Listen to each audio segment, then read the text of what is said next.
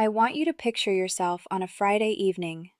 You're sitting on the couch after a long week. Your 6-year-old looks up at you and asks for pizza. And before you answer, you check your bank account first, hoping there's enough left to say yes. That is, man, that hits so close to home. I think a lot of people are feeling the stress of money now, especially with the cost of living continually rising. Exactly. And today we're talking with Elena, a single mom who did everything right, but found herself caught in the squeeze of inflation.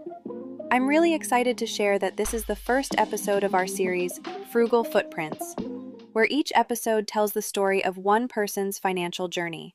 They will be sharing what obstacles they faced and what actions they took to overcome them. Elena, thank you so much for joining us to share your story.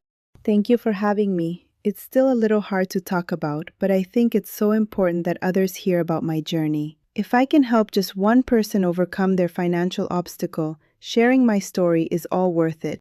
I completely understand and appreciate your willingness to talk about your experience.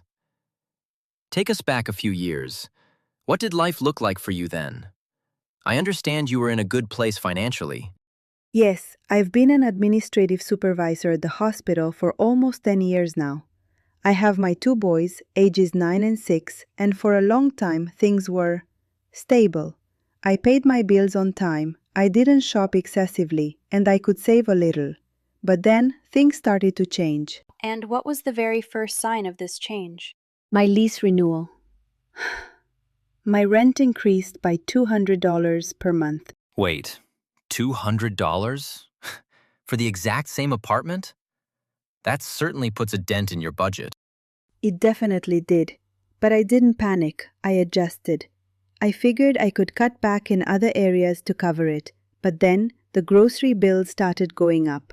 The weekly trip that used to cost me around $120 suddenly started landing closer to $170. That's a $50 jump every single week. Over a month, that's another $200 gone just to put the exact same food on the table. Exactly. And it wasn't just food. Gas was unpredictable, utilities climbed, and then my car insurance went up by 10%.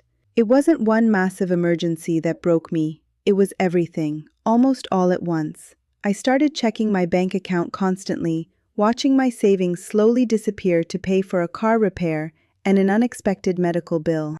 That constant checking is exhausting. It's like this dark cloud of money anxiety that just follows you around. It is exhausting. And that brings me back to the pizza night. My youngest asked for pizza, and when I did the math in my banking app, I had to say, "Not this week." He was so sweet about it. He understood.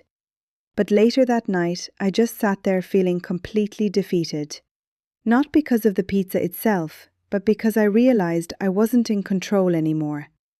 I was just trying to keep up with all the changes.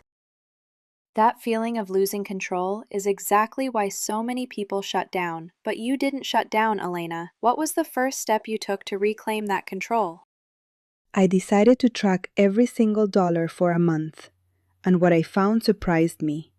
I wasn't spending recklessly. It was invisible spending. Small, recurring, emotionally driven, or convenience-based spending that blends into daily life. Invisible spending. What does that actually look like day to day? It was the streaming subscriptions that I never used and forgot to cancel. Then the food delivery fees when I was too tired to cook. And the $3 bottle of water or snack at the gas station. When I added everything up, they averaged $50 a week. In total, my invisible spending was $200 a month. $200? That is basically the exact amount of your rent increase, hidden in plain sight. Yes, it was a powerful realization. I felt proactive instead of reactive. So I canceled 2 subscriptions. Then I called my car insurance company, told them I was a loyal customer, and managed to negotiate a 15% decrease on my premium. No way! You received a 15% discount just by asking? That's awesome! I really did. Then I switched to a cheaper mobile plan and started planning our meals strictly around what was on sale. I also started freezing a portion of a freshly cooked meal. That way, if I didn't feel like cooking one day, I would have a meal already made. I took it out the night before, warmed it up, made a salad, and we were good to go. In addition, I set one simple, tiny goal: save $25 a week. I love that you started with $25. It's manageable. But mentally, was it tough to stick to? Extremely. Cooking when you're exhausted feels unfair. Saying no to my kids felt like I was depriving them. Some weeks, I gave in and ordered takeout anyway because I was tired. But I stopped aiming for perfection and just kept aiming for progress. Progress over perfection. That's a lesson we all need to hear. So, when did things actually start turning around? After a few months, I saw the progress. I was able to bump my savings from $25 to $50 a week. My emergency fund started rebuilding, slowly. I realized I couldn't control prices, but I could control intentional spending, and that changed everything. I'm also starting a side hustle I can work on in the evenings or weekends. Even making a few $100s a month will make a huge difference. As you know, the cost of living will continue to rise, and I want to be prepared for that. Elena, for anyone listening who is currently in that same place you were in, what's your advice for them? I would tell them you're not failing. The environment changed, but you can still respond and adjust. Start small. Track every single dollar. Build even the tiniest buffer, $5 or $10 a week, because those small shifts really do add up. Such a powerful reminder. After hitting a breaking point financially, you realized you could no longer survive on autopilot. Through difficult choices, discipline, and a complete shift in how you viewed money, you were able to rebuild stability for your family. Elena, thank you so much for walking us through your journey. Thank you both for letting me share it.